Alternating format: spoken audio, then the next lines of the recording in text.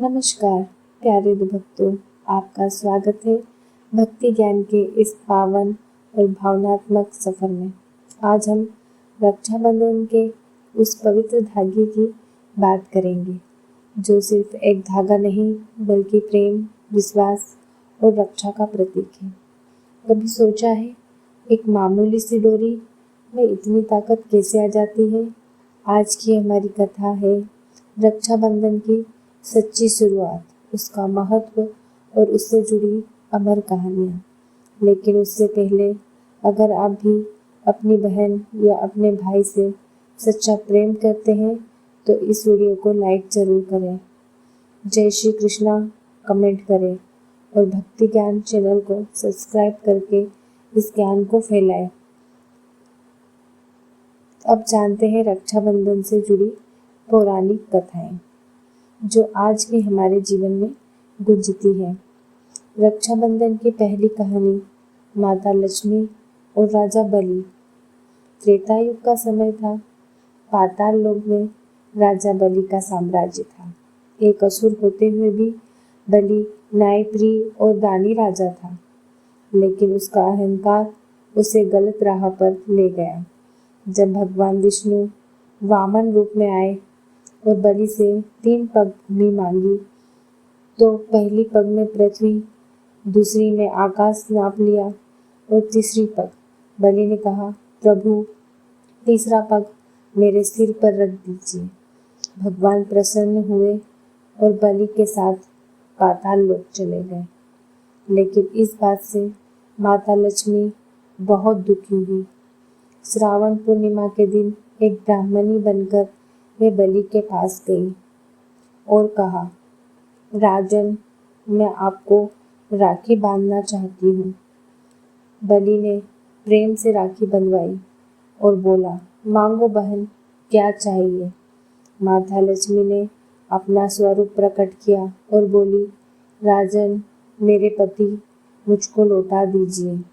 राजा बोली कि आंखों में आंसू आ गए। आपने मुझे अपना भाई बनाया है। बहन की रक्षा मेरा धर्म है। और इस तरह राखी ने एक परिवार को फिर से जोड़ा। अब सुनिए द्रौपदी और श्री कृष्ण की अमर कथा। द्वापर युग, महाभारत का काल। जब भगवान श्री कृष्ण की उंगली में सुदर्शन चक्र से चोट आई तो द्रौपदी ने तुरंत अपनी साड़ी का टुकड़ा फाड़कर बांध दिया। उस छोटे से बंधन में प्रेम था, विश्वास था। श्री कृष्ण बोले, सखी द्रौपदी, जब भी संकट में होगी मैं तुम्हारी रक्षा करूंगा। और वही वचन निभाया श्री कृष्ण ने। जब चीर हरण के समय द्रौपदी ने उन्हें पुकारा, कृष्ण आए और असंभव को संभव बना दिया। यही है रक्षाबंधन का वादा। जहाँ विश्वास होता है वहाँ रक्षा होती है। अब बात करते हैं यम और यमुना की। सतयुग में यमराज और यमुना भाई बहन थे।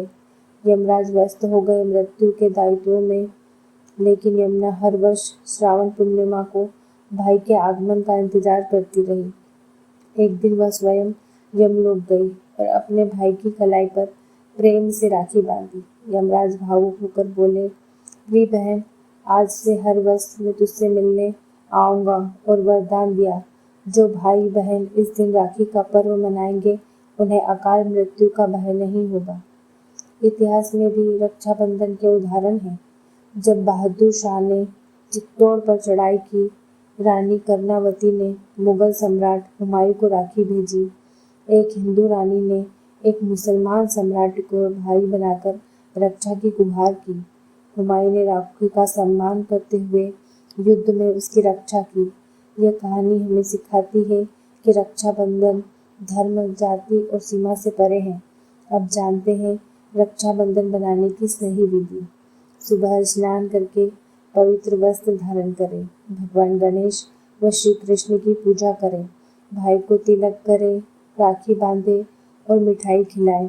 राखी बांधते समय यह मंत्र पढ़े, येन बुद्धो बलि राजा दानवेंद्रो महाबल तेन त्वाम अभिबंध्वामि रक्षे माचल माचल। अगर भाई दूर हो तो राखी पोस्ट से भेजें या मन में भावना रखकर वीडियो कॉल से राखी बांध दें। कोई भाई न हो तो भगवान श्री कृष्ण, हनुमान या गणेश जी को राखी बांधे। अब अंत में, रक्षाबंधन केवल एक त्योहार नहीं, यह है संस्कार का धागा जो जोड़ता है भाई और बहन को, रक्षक और रक्षिता को, संस्कृति को और इंसानियत को। जब आप राखी बांधे तो यह जरूर याद रखें, आप केवल एक धागा नहीं बल्कि एक परंपरा का वचन बांध रहे हैं। रक्षाबंधन की हार्दिक शुभकामनाएं आप सभी को भक्ति ज्ञान की ओर से। जय श्री कृष्णा, जय माता लक्ष्मी।